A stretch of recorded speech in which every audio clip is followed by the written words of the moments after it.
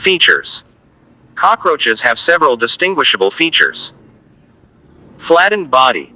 They have a broad, flattened body which allows them to squeeze through narrow gaps. Head. The head is small and often hidden under the pronotum. Antennae. Long, thin, and flexible antennae used for sensing their environment. Mouthparts. They have chewing mouthparts adapted for a varied diet. Legs. 6 long, spiny legs adapted for running quickly. Wings. Some species have 2 pairs of wings. The front pair is leathery, and the back pair is membranous and used for flying, although many are poor flyers. Cerci. Paired appendages on the rear of the abdomen used for sensing vibrations and movement. Coloration. Typically brown or black, aiding in camouflage within their environments. Ootheca. Egg case produced by females, which is often carried until the eggs are ready to hatch.